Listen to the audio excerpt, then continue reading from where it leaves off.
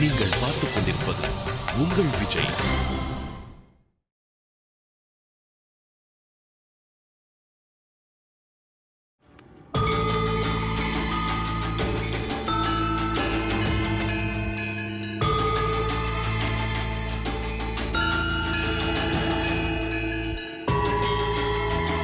கார்த்திக், இதுக்கு மேல என் கையில எதுவுமே இல்ல. ஸ்டேஷன்ல காம்ப்ரமைஸ் பேசி நீதான் இன்னைக்குள்ள பணத்தையோ பொருளையோ தரன்னு ஒத்துக்கிட்ட. இப்ப நீயே அதுவும் முடியாதுன்னு அடம் பிடிக்கிற. ப்ரொஜெக்டரை நான் எடுக்கல, வேற யாரோ எடுத்துட்டாங்க. அது யாருன்னு எனக்கு தெரியும்னு வேற சொல்ற. சரி, எடுத்தவன சொல்லியா இன்னார் தான் எடுத்தாங்கன்னு போலீஸ்ல கம்ப்ளைண்ட் கொடுப்போம்னு சொல்றேன். அவனை தூக்கி தட்டி விசாரிச்சா எல்லாத்தையும் சொல்லிட போறான். அதுவும் சொல்ல மாட்டேங்கிற. இங்க பாரு கார்த்திக், எனக்கு உன்னை பிடிக்கும் பிடிக்கலன்றதெல்லாம் தாண்டி நிஜமாவே நீ இந்த விஷயத்துல தப்பு பண்ணலைன்னா அநியாயமா நீ மாட்டிக்க கூடாதுன்னு தான் நாங்க நினைக்கிறோம். இதுக்கு மேலேயும் நீ அடம் பிடிச்சா நாங்க என்ன செய்ய முடியும்? இன்னொரு 2-3 நாள் டைம் கொடுங்க. 4-5 நாள் டைம் கொடுத்தாச்சு. இதுக்கு மேலையும் நாங்க விளையாட்டுத்தனமா டீல் பண்ணிட்டு இருந்தா மும்பைல இருந்து கேட்கறவங்களுக்கு எங்களால பதில் சொல்ல முடியாது. போலீஸ் ஸ்டேஷன்லயும் கடுப்பாவானுங்க. ஏற்கனவே கம்ப்ளைண்ட் கொடுத்தோம், அப்புறம் காம்ப்ரமைஸ் பண்ணோம், திரும்பவும் கம்ப்ளைண்ட் காம்ப்ரமைஸ்னு எங்களால இழுத்தடிக்க முடியாது. எடுத்து சொல்லுப்பா உன் ஃப்ரெண்டுக்கு. என்ன பிரச்சனை உனக்கு? உன்னை எடுத்தது யாருன்னு சொல்லு, இல்ல அதுக்குண்டான பணத்தை கட்டிடலாம். ரெண்டுமே மாட்டேன்னு சொன்னா என்ன அர்த்தம்? நான் பணம் கட்ட மாட்டேன். கட்டினா நான் தப்பு ஒத்துக்கிட்ட மாதிரி ஆயிடும். சரி வேண்டாம். அப்ப ஜஸ்ட் யாரு எடுத்தாங்க நீ சந்தேகப்பட்டியோ அவங்கள சொல்லு. இதெல்லாம் ரொம்ப ஓவர் கார்த்திக். கார்த்திக், இது உனக்கு கிடைச்சிருக்க லாஸ்ட் சான்ஸ். என்ன பண்ண போறேன்னு சொல்லு. நான் அதை திருடல. சரி, அப்ப அதை யார் திருடுனா? சூசன், இவனுக்கு சீரியஸ்னஸே புரியல. என்னமோ பேனா பென்சில் தொலைஞ்ச மாதிரி விளையாடிட்டு இருக்கான். நம்ம பொருளை கொடுத்தது இவங்கிட்ட தான். இவன் தான் அதை திருப்பி கொடுக்கணும். ஸ்டேஷன்ல விசாரிக்கிற மாதிரி விசாரிச்சா தானா அது வெளி. நான் சொல்றத கொஞ்சம் புரிஞ்சுக்கோ கார்த்திக். அவங்க ஆளுங்க சொல்றதே புரிஞ்சுக்க மாட்டேங்கிறான். நம்ம சொல்றதப்ப எங்க புரிஞ்சுக்க போறான்? சார், இவ்வளோ நாள் பொறுத்துட்டீங்க, ஒரு 2 நாள் பொறுத்துக்கோங்க சார். நீ வேற நடுவுல என்னையா புரியாம பேசிட்டு 2 நாள் அப்படி என்ன நடந்துன்னு நினைக்கிற? இல்லை சார், ஏதாவது நடந்துடாதான்னு. இத்தனை நாள்ல சொல்லாதவனா அந்த 2 நாள்ல சொல்ல போறான். இங்க பாரு கார்த்திக், இதுக்கு மேல இந்த பிரச்சனைய நாங்க டீல் பண்ண போறது இல்ல. உன் மேல ஒரு கம்ப்ளைண்ட் கொடுத்தா எங்க வேலை முடிஞ்சது. நீ உள்ள போறது, ஜாமீன்ல வெளில வர்றது, கேஸ் நடத்துறது, இது எதுக்கும் எங்களுக்கும் சம்பந்தமே கிடையாது. எதுவா இருந்தாலும் நீ பேச வேண்டியது நம்ம லீகல் ஹெட் கிட்ட தான். அந்த ஆளு ஒரு பாம்பேக்காரன். நீ யாரு, என்ன பண்ண, நீ நல்லவனா கெட்டவனா எதுவும் அவனுக்கு தெரியாது. கெட்டவன் ஒருத்த மேல ரிஜிஸ்டர் பண்ணிட்டான்னு வச்சுக்கோ, அவனை பொறுத்த வரைக்கும் அவன் கெட்டவன் தான். உன்னை உள்ள தூக்கி போடுறதுக்காக எல்லா விஷயத்தையும் செய்வான் அவன். நான் சொல்றது சொல்லிட்டேன், அதுக்கப்புறம் உன் இஷ்டம். டைம் என்னாச்சு? கார்த்திக், இனிமே நீ டைம் தெரிஞ்சுக்க வேண்டிய அவசியம் இல்ல. ஏன்னா ஆல்ரெடி உனக்கு பேட் டைம் ஆரம்பிச்சிடுச்சு. டேவிட், போலீஸ்க்கு ஃபோன் பண்ணுங்க.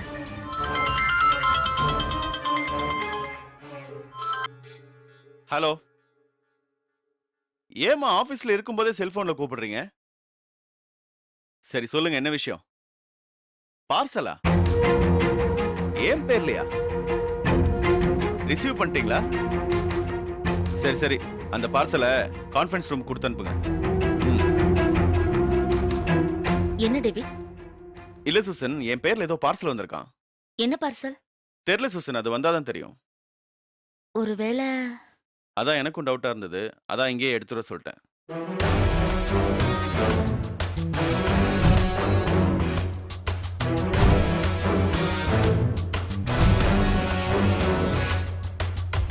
சார். எஸ்.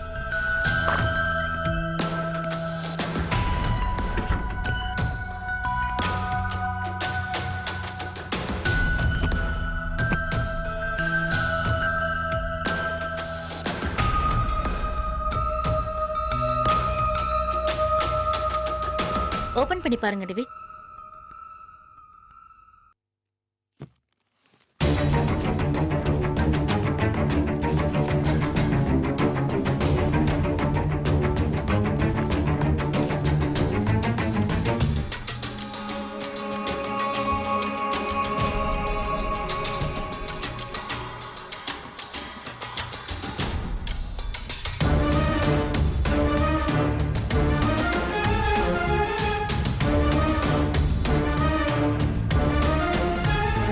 ப்ரொஜெக்டர். எடுங்க டேவிட்.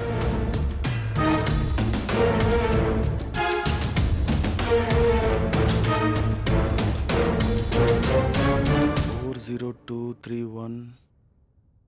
அதே ப்ரொஜெக்டர் தான்.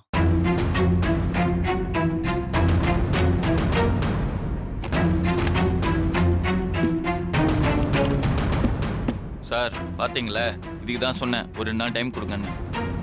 அதுக்குள்ள 2 நாள்ல என்ன ஆயிடும்னு ரொம்ப சலிச்சுக்கிட்டீங்க.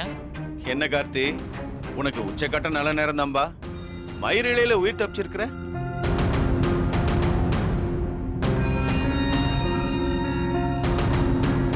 அட என்னப்பா நீ, கெட்டது நடந்தாலும் நல்லது நடந்தாலும் ஒரே மாதிரி ரியாக்ஷன் கொடுக்குற. செக்யூரிட்டி, சொல்லுங்க சார். இதை கொண்டு போய் நம்ம எலக்ட்ரிக்கல் டிபார்ட்மெண்ட் கொடுத்து ஒழுங்கா வேலை செய்தானே செக் பண்ண சொல்லுங்க. Okay sir. Sorry Karthik, sorry for the trouble. இந்த கேஸ் எங்களால ஜோடிக்கப்படல. இதுக்கு பின்னாடி உனக்கு வேண்டாதவங்க யாரோ இருக்காங்க. அவங்க யாருன்னு கண்டுபிடி. ஒருவேளை நான் ஹார்ஷா நடந்துக்கிட்டேன்னு உனக்கு தோணுச்சுன்னா சாரி.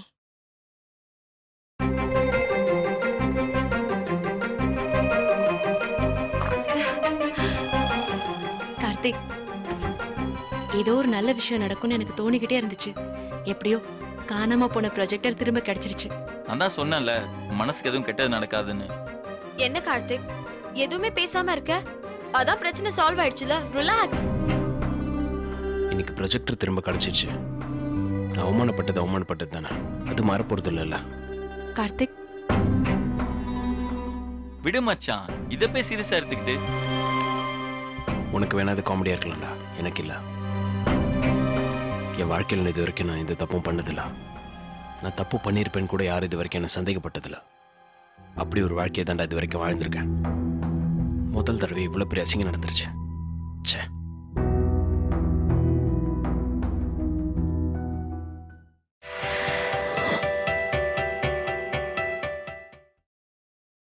நீங்கள் பார்த்துக் கொண்டிருப்பது உங்கள் விஜய்.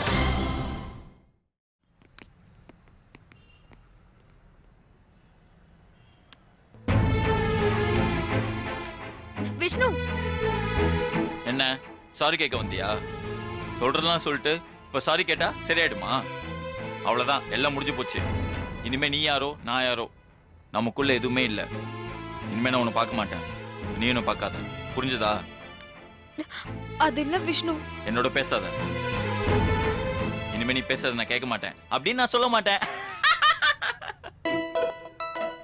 என்ன லட்சுமி, கண்ணில் தூசி பட்டுருச்சா? போட ஃப்ராடு.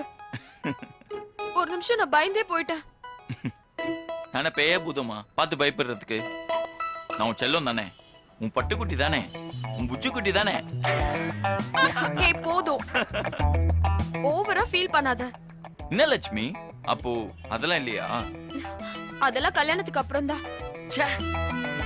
தெரிஞ்சிருந்தா இன்னும் கொஞ்ச நேரம் நான் டென்ஷன் ஆகிற மெஷினை போட்டு அப்படி இப்படின்னு கண்ணத்துல ஒண்ணு வாங்கியிருப்பேன். ஒண்ணு இல்ல, 2-3 வாங்கியிருப்ப. நிஜமாவா? ஆமா, இன்னும் கொஞ்ச நேரம் நீ என்ன பேச விடாம தடுத்திருந்தனா அப்படியே சப்பு சப்புன்னு கண்ணத்துல வாங்கியிருப்ப. முத்தம் கொடுத்தா இச்சிச்சுன்னு தானே சத்தம் வரும். அப்படியே அரைஞ்சா சப்பு சப்புன்னு சத்தம் வரும். நீ வேணா பாக்குறியா?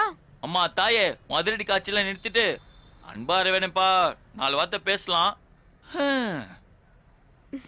ஐ லவ் யூ. சொல்லிட்டாளே அவ காதல, சொல்லும் போதே சுகம் தாழல. சாரி விஷ்ணு, நீ என்ன புரிஞ்சுக்கிட்ட அளவு நான் உன்னை புரிஞ்சுக்கலன்னு நினைக்கும் போது ரொம்ப கஷ்டமா இருக்கு. இந்த உலகத்துல உன்னை விட பெஸ்டா யாருமே இருக்க முடியாது விஷ்ணு. It's true. உன்ன மாதிரி ஒருத்தன் கிடைச்சது நான் செஞ்ச புண்ணியம்னு நினைக்கிறேன். இந்த உலகத்திலேயே ரொம்ப அதிர்ஷ்டசாலினா அது நான் தான் எனக்கு சொல்ல தோணுது. போதும் லட்சுமி, ஒரே நாள் எல்லாத்தையும் சொல்லிடாத. அப்புறம் நாளைக்கு நாள் நினைக்கல நீ திட்டுவ. ரொம்ப தேங்க்ஸ் விஷ்ணு. நீ செஞ்ச உதவிக்கு தேங்க்ஸ்னு ஒரு வார்த்தையில என் நன்றிய சொல்ல முடியாது. அதனால வாழ்க்கை முழுவதும் உன் கூட இருந்து உன்னை சந்தோஷமா பாத்துக்க போறேன். அதுதான் நான் உனக்கு செய்யற நன்றியா இருக்கும்னு நினைக்கிறேன். I love you Vishnu. Me too. ஏய் ஏய், எதுக்கு கிட்ட வர? Move move. இல்ல, அது எத்தனை நாளைக்கு தான் அன்பா வார்த்தையால சொல்றது? அதான் ஒரு சேஞ்சுக்கு பிராக்டிக்கலா பண்ணி பார்க்கலாம் தோணுது. தோணும் தோணும். ம். இது ஆபீஸ்ங்கிறதே உனக்கு மறந்து போச்சா? உன் கூட இருந்தா நான் என்னையே மறந்துடுறேன். இதுல ஆபீஸ மறக்கிறதுனா பெரிய விஷயமா? போதும் விஷ்ணு, நீ இப்படி எல்லாம் பேசி என்ன ரொம்ப ஃபீல் பண்ண வைக்காத. மறுபடியும் நான் உன்கிட்ட சாரி கேட்டுக்கிறேன். என்ன இருந்தாலும் கார்த்திக் விஷயத்துல நான் உன்னை டவுட் பட்டது ரொம்ப தப்பு. அது நான் இன்னும் உன்னை சரியா புரிஞ்சுக்கலன்னு தான் நினைக்க வைக்குது. நீ எப்படி என்கிட்ட உண்மையா இருக்கியோ அதே மாதிரிதான் கார்த்திக் கிட்டயும் இருக்கேன்னு நான் புரிஞ்சுக்கிட்டேன். உன்ன மாதிரி ஒருத்தர் ஃப்ரெண்டா கிடைக்கிறதுக்கு கார்த்திக் ரொம்ப கொடுத்து வச்சிருக்கான். லைஃப்ல என்னைக்கும் அவன் உன்னை மிஸ் பண்ணிட கூடாதுன்னு நான் கடவுள்கிட்ட வேண்டிப்பேன். நீயும் கார்த்திக்கும் லைஃப் லாங் இதே மாதிரி க்ளோஸ் ஃப்ரெண்டா இருப்பீங்கன்னு நான் நம்புறேன். என்ன அப்படி பாக்குற? ஒண்ணும் இல்ல. சரி வா போலாம்.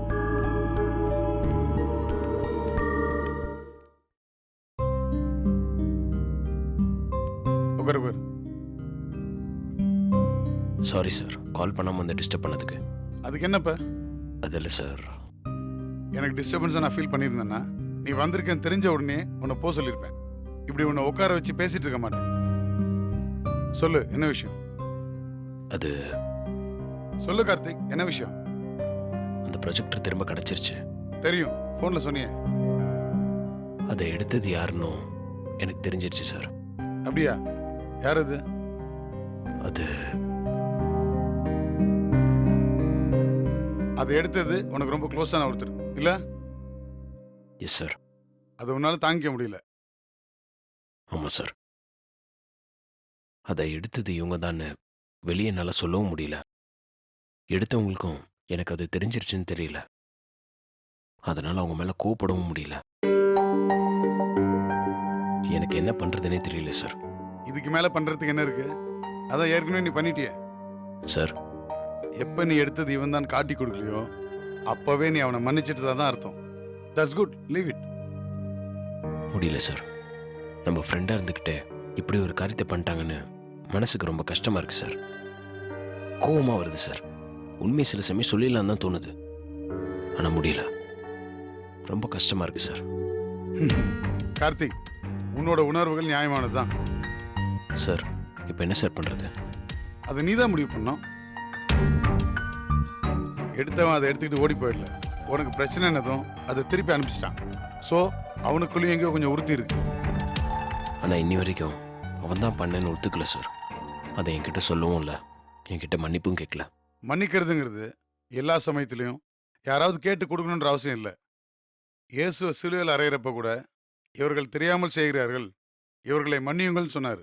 அதுதான் மன்னிப்போட உச்சமே. மன்னிக்கிறது சில சமயத்தில் அவங்களுக்கு அமைதியை கொடுக்குதோ இல்லையோ, நமக்கு அமைதியை கொடுக்குது. கோவத்தையும் பழித்திருக்கிற எண்ணத்தையும் ரொம்ப நாள் மனசில் வச்சிருக்கிறது நமக்கு ஆரோக்கியமானது இல்லை. ஒரு முடிவு எடுக்கிறதுக்கு முன்னாடி நீ என்கிட்ட வந்து என்ன முடிவு எடுக்கணும்னு கேட்டிருந்தா என்னோட பதில் வேறையா இருந்திருக்கும். ஆனா மன்னிக்கிறதுன்னு முடிவு எடுத்துட்டு நீ சரியா தப்பான்னு கேட்குற. இதுல நான் குழப்பிக்க ஒண்ணுமே இல்லை. எவ்வளோ பெரிய தப்பு ஒருத்தர் பண்ணியிருந்தாலும் அவங்கள மன்னிக்கலாம், அது தப்பு இல்லை. இந்த நிமிஷம் வரைக்கும் நீ அது யாருன்ற பேரை கூட என்கிட்ட சொல்லலை. அந்த அளவுக்கு அவங்களோட பேரை காப்பாற்றணுங்கிற அக்கறை உங்ககிட்ட இருக்கு.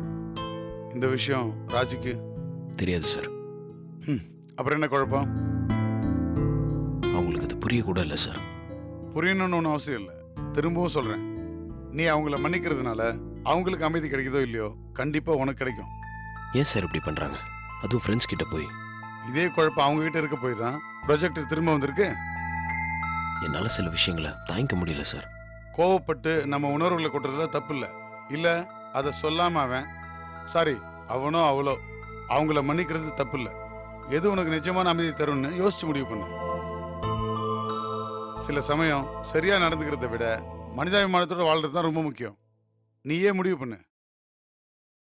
நீங்களா இருந்தா என்ன பண்ணிருப்பீங்க சார்? அது எடுத்தது யாருங்கிறத வச்சு தான் முடிவு பண்ண முடியும். ஒருவேளை விஷ்ணு மாதிரி ஒருத்தன் இதை செஞ்சிருந்தா அவனை நான் மன்னிச்சிருப்பேன்னு தான் தோணுது. ஆனா அது நீ பண்ணணும்னு அவசியம் இல்லை. உனக்கு தோன்றத பண்ணு.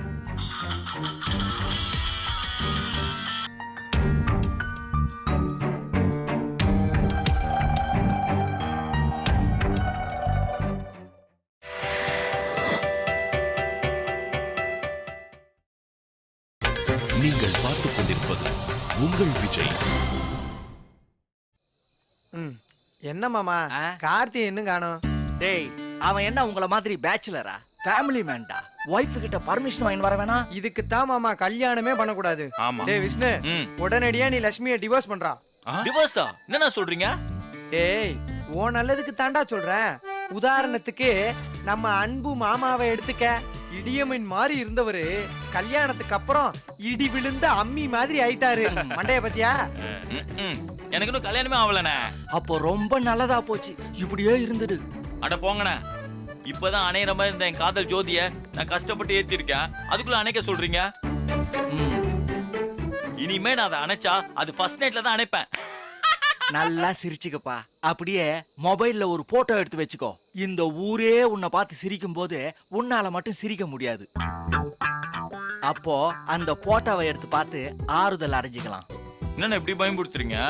அன்பு, நீ மட்டும் கல்யாணம் பண்ணி எல்லாத்தையும் பார்த்துட்டு எங்களை மாதிரி ஆளுங்களை மட்டும் பயமுறுத்துறியா? இந்த உலகமே உன்ன மாதிரி தாண்டா. எதையுமே நம்பாது.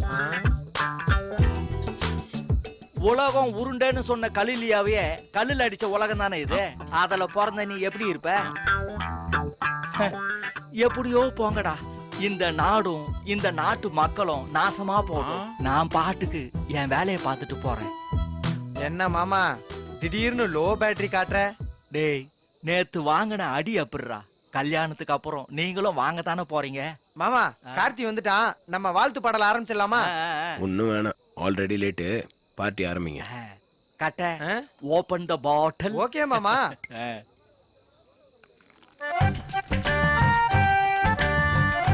தண்ணி ஊத்தாத, ராவாவே அடிக்கிறேன்.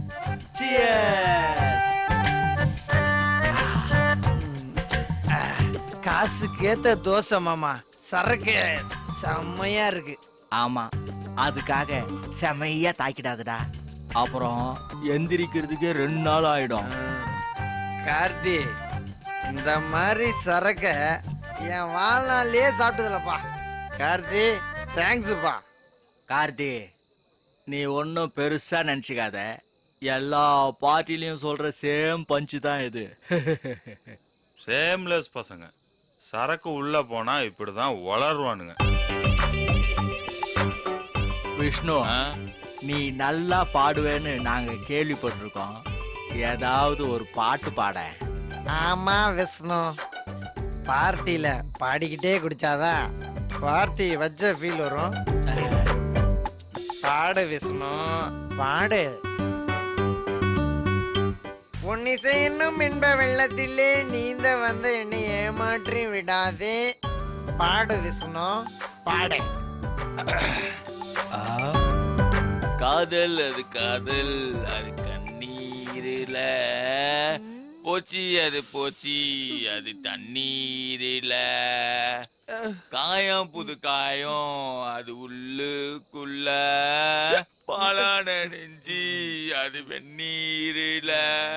அடிடா உதடா விடா தேவையே இல்ல. சுத்துது சுத்துது தலையும் சுத்துது கும்புல படுத்துக்க படுத்துக்க உடனே கழிச்சிடு காலையில அடிக்கிற போதில்ல.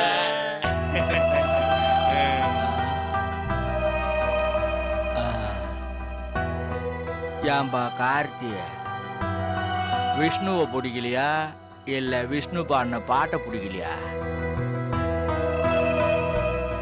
ஏன் மூஞ்ச உருன்னு வச்சிருக்க? அதெல்லாம் ஒன்றும் இல்லைண்ணே. என்ன ஒண்ணும் இல்ல, வந்ததுல இருந்து பார்த்துட்டு தான் இருக்கோம். ஆமா, நீ ஏன் விஷ்ணு கூட பேச மாட்டேங்கிற? ஏதாவது பிரச்சனையா? அப்படிலாம் ஒன்றும் இல்லைண்ணே. ஆ, விஷ்ணு, கார்த்தி பொய் சொல்ற மாதிரி தெரியுது, நீ சொல்லு. அண்ணா, இந்த உலகமே மாறினாலும் நானும் கார்த்தியும் மாற மாட்டேண்ணா. ஏன்னா எங்க நட்பு அப்படின்னா. அப்படியா கார்த்திய?